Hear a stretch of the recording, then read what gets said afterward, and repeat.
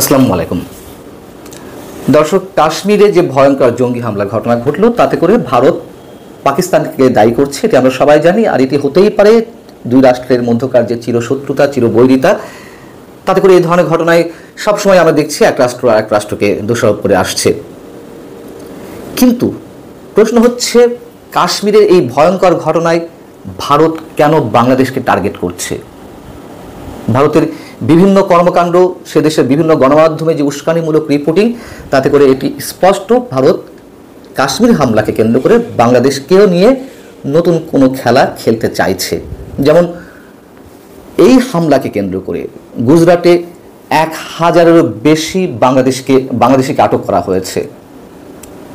এই ঘটনাকে কেন্দ্র করে আমাদের আইন উপদেষ্টা অধ্যাপক ডক্টর আসিফ নজরুল তার ফেসবুকে একটি পোস্ট শেয়ার করেছিলেন আরেকজনের, যদিও অবশ্যই সেটি ঠিক হয়নি, আমরাও কথা বলেছি। কিন্তু সেটিকে কেন্দ্র করে আমরা দেখলাম ভারতের কোনো কোনো গণমাধ্যমে এ ধরনের একটি ভুয়া রিপোর্ট প্রকাশ করলো, ভুয়া ছবি প্রকাশ করলো যে বাংলাদেশে আইন উপদেষ্টা আন্তর্জাতিক যে জঙ্গি সংগঠন লস্কর-ই তৈয়বার নেতাদের সঙ্গে বৈঠক করেছেন এবং ভারতের পশ্চিমবঙ্গের বিজেপি নেতা শুভেন্দু অধিকারীর যে মুসলিম বিদ্বেষী বক্তব্য, যে হুঙ্কার, তাতে করে এই হামলাকে কেন্দ্র করে পাল্টা নানান ধরনের প্রশ্ন অবশ্যই উঠতে পারে। ভারতের কোনো কোনো গণমাধ্যম নানান ধরনের বিশ্লেষণ করার চেষ্টা করছে যে এই হামলার পিছনে বাংলাদেশের কোনো হাত আছে কিনা।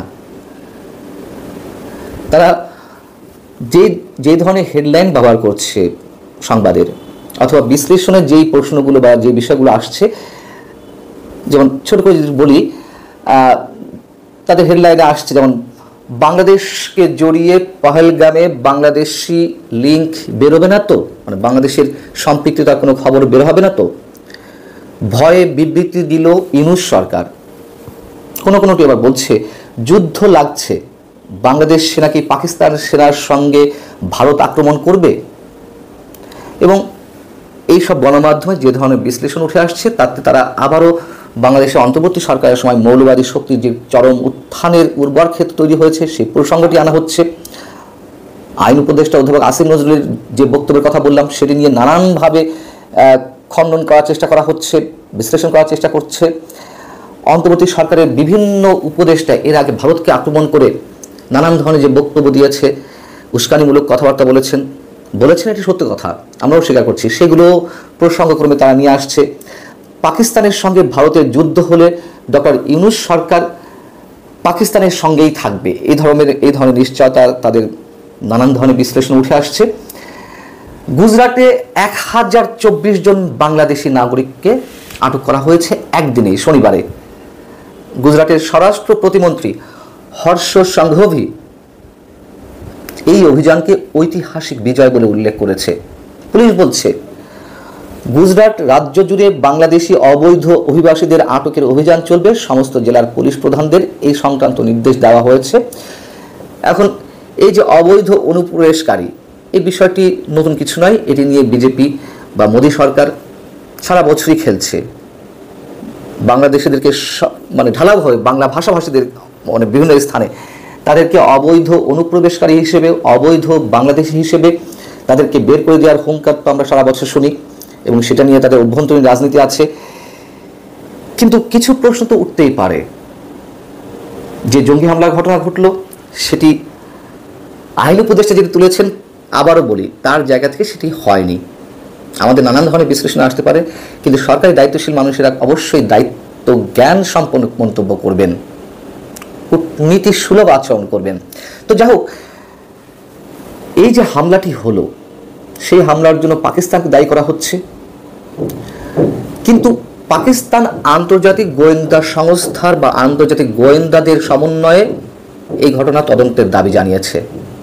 নিউ ইয়র্ক টাইমসে দেওয়া এক সাক্ষাৎকারে পাকিস্তানের প্রতিরক্ষা মন্ত্রী খাজা আসিফ তিনি বলেছেন যে আন্তর্জাতিক কোনো তদন্ত সংস্থার মাধ্যমে এটির ইনভেস্টিগেট করা হলে তাতে যা বেরিয়ে আসবে তো সমর্থন করতেই হয় যে আন্তর্জাতিক গোয়েন্দাদের মাধ্যমে তদন্ত করা হোক। কিন্তু এ বিষয়ে মোদী সরকার একেবারে চুপ। কেন চুপ থাকবে? প্রশ্ন তো সেখান থেকেও বেরিয়ে আসতে পারে। মোদী এই কাশ্মীর হামলাকে কেন্দ্র করে আসলে কোন ধরনের খেলা খেলতে চাইছেন। তিনি যে সাম্প্রদায়িক কার্ড বিভিন্ন ইস্যুতে তার রাজনীতিতে ব্যবহার করেন, এটিও নতুন কিছু নয়। সেই যে বাবরি মসজিদকে কেন্দ্র করে সাম্প্রদায়িক দাঙ্গা, তারপর থেকে নরেন্দ্র মোদীর এই ধরনের খেলা অব্যাহত রয়েছে, এটা তো সত্য কথা। এই হামলাকে কেন্দ্র করে ভারত বাংলাদেশকে নতুনভাবে টার্গেট করছে। আমরা জানি না যে 5 আগস্টের পর থেকে যেহেতু ভারত নানানভাবে চেপে ধরার চেষ্টা করছে বাংলাদেশকে, ট্রান্সশিপমেন্ট বাতিল করা হলো। পরবর্তীতে আমরা দেখলাম যে ভারত নিজ উদ্যোগে তাদের সুবিধার্থে বাংলাদেশের মধ্য দিয়ে যে রেল ট্রানজিট সুবিধা পেয়েছিল ভারতের মূল ভূখণ্ডের সঙ্গে 7 সিস্টার্সের সংযুক্তি ঘটনার জন্য, সেটি তারা নিজেরাই বাদ দিয়ে দিয়েছে। 5,000 কোটি টাকার এই প্রকল্প ছিল। এই সব জায়গা থেকে আমি এর আগেও বলেছি, ভারত বিভিন্নভাবে বাংলাদেশকে চেপে ধরার চেষ্টা করবে, নানান সমীকরণ থেকে আমি বলার চেষ্টা করেছি। এবং কাশ্মীর হামলাকে কেন্দ্র করে নতুন করে যেভাবে বাংলাদেশকে জড়ানোর চেষ্টা করা হচ্ছে নানানভাবে, তাতে করে এটুকু স্পষ্ট, শুধু পাকিস্তানকে টার্গেট করেই ভারত বসে থাকবে না, এর সাথে বাংলাদেশকে নিয়ে খেলার একটা সূক্ষ্ম পরিকল্পনা ভারতের থাকতে পারে। ভালো থাকুন সবাই, আল্লাহ হাফেজ।